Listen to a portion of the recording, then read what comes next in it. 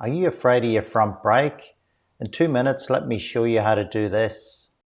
I'm Mark McVeigh. I've been riding safely on the road and racing on track for 35 years.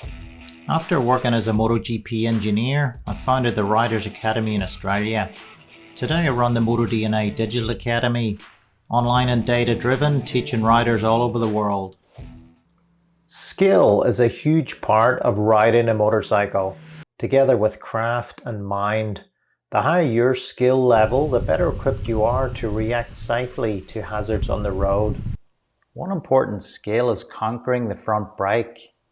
On most bikes, it's the most powerful tool to slow you down. Let's have a look at the step-by-step technique for emergency braking using the front brake. Step 1 is to cover your brake when risk increases, like at traffic lights or junctions. If you're worried, go to the brake. This saves precious time if you need to stop quickly. Step 2 is the transition. Your throttle to brake should be quick but not abrupt. This pitches the bike forward, putting weight onto the front tire. Weight the tire before using the tire to avoid a skid or triggering the ABS. Step 3 is the rate.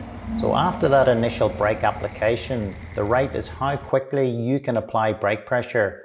You can see this in the data between the coach in green and a level 20 student.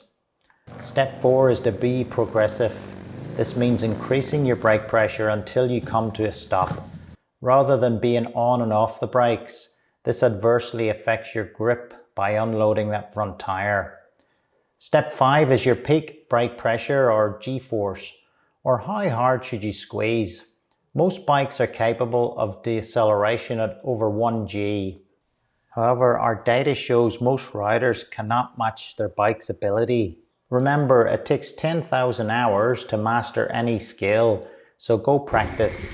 Use Flow Plus stretch goals to level up and challenge yourself in 5% steps. Once you can repeat the drill intuitively and consistently, that's your new skill level. So by now you're asking, but how do I do the rolling endo? Well, I've just showed you how, so keep practicing in those 5% stretch goal steps. With each level up in skill, you'll unload the rear tire more and more until it starts to come off the ground. Once you are there, you will have a good understanding of your front brake. Next step is to start practicing using both front and rear brakes. The goal is to develop your skills step by step in a controlled environment. So you have those skills up your sleeve to react intuitively and quickly to hazards on the road.